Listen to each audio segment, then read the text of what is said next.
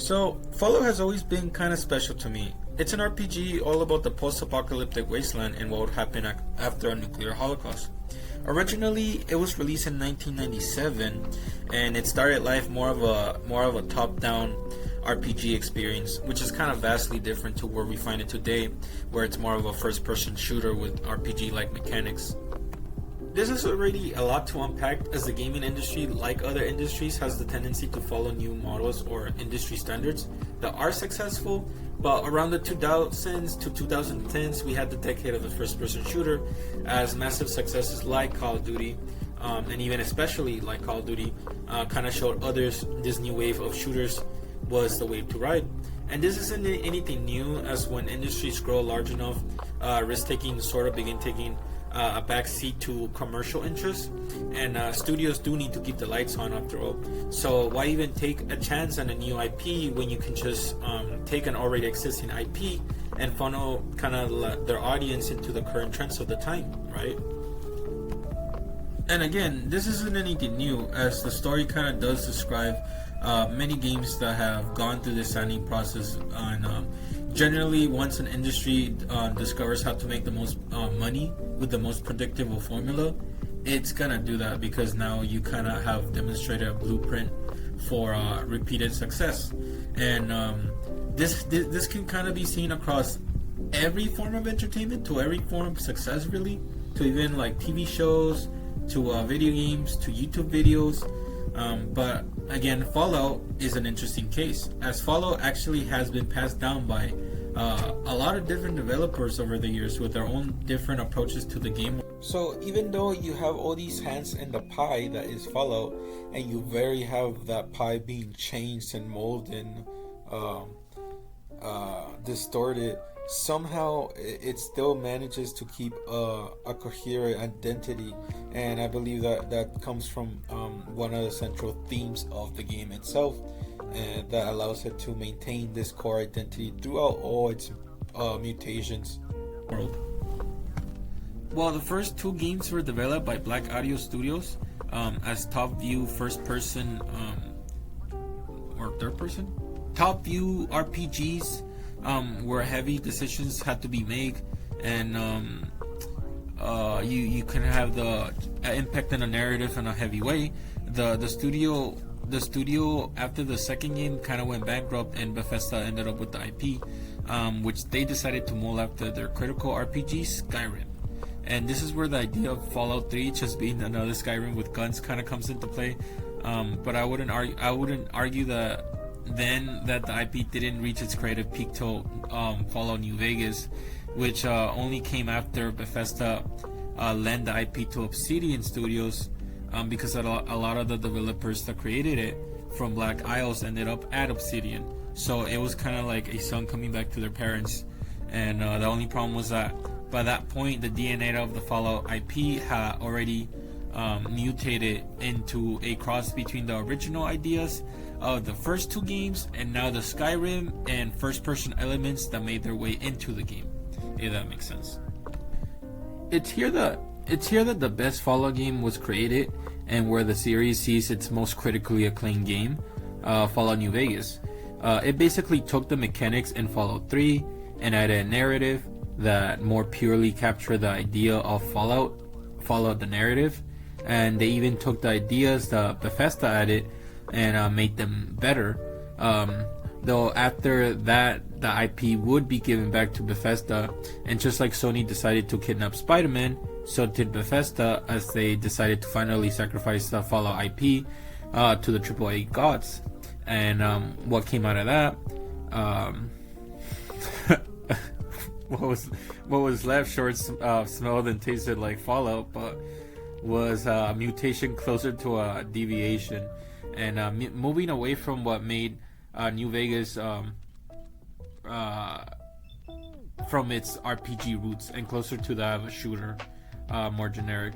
And I see a lot of parallels between Fallout and Resident Evil in that sense, though different in that Resident Evil, as a more horror experience, is more so focused on creating a sense of suspense and horror to go along with shooting mechanics added later for more mass appeal. as the sanding process goes. But Fallout, in the other hand, has always been a game that takes its storytelling and world more seriously. So every game usually adds more history and is building to the world from what comes before. Though, what's funny at this point is the effect that all this had on the Fallout community through the years. And at this point, the Fallout community looks more like a faction of Fallout New Vegas, with all the different groups that formed. In one corner, you have the Fallout 3 fans, whose appeal to the absurd comedy and weaker narrative, but lots of side quests appeals to the ADHD, 100% completionist. And then the first two games house the original fans.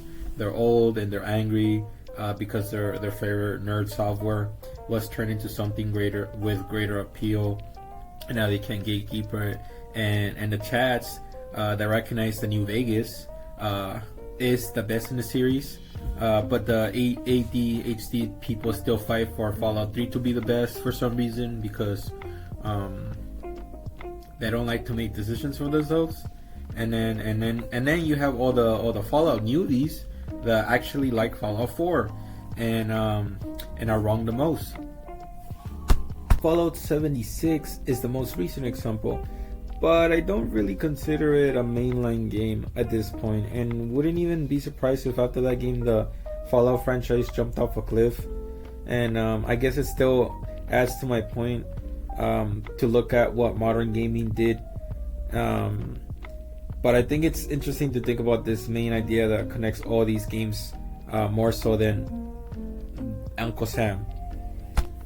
It's been a popular opinion to say that Fallout has an identity crisis, though I would say that the problem is only really relevant or known as even though the series has over the years been seen drastic change, I think the main theme of the game can still be found throughout all of them, and that being humans and their relationship with the Fallout world, and how Fallout is just an allegory for watching humans change and adapt based on the situations they find themselves in.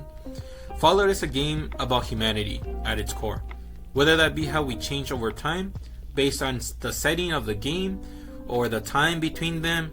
But okay, for example, even the votes, they're just a massive cover-up for human experimentations throughout change, and they kind of act as control groups and mimic lab rats, kind of serving as kind of like this perfect microcosm for the whole experience as a whole.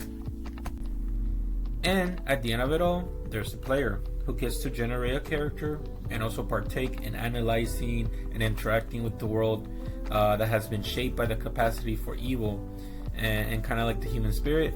And then you can kind of like see yourself as doing what you should do in Rome as the Romans do, and you end up adapting. Usually you end up as the strongest, most capable figure by the end of the game, kind of making little history in that part. So what I'm trying to say is that when you really look deep, the common theme is us humans and our ability to stick around, change, grow, or even evolve if we have to. Fallout captures this constant change, even in the way that it has had to adapt itself in order to survive. While we may never get another Fallout New Vegas or another Fallout 1 or another Fallout 2, those titles still stand. And who's to say that Fallout may even look like? Who's to say what Fallout may even look like if not for the changes at this point? And if that format was to even stick around the years. Though it's clear that nobody ever gives it credit for keeping itself so varied over the years. It's kind of like taking that Zelda approach over time, doing something every game that's different. And at the end of the day, Fallout is marked by change, and just how humans change for growth, for evolution's sake, so too does the IP, changing over time and mutating so that it can stand the test of time, adapting and changing, telling within itself the same story that war never changes. And to end the video, I guess this is kind of taking me to the end of the video, and I want to do more kind of like essay style content like this. So if you like and subscribe and ring the bell. But that's all for the video. Thank you.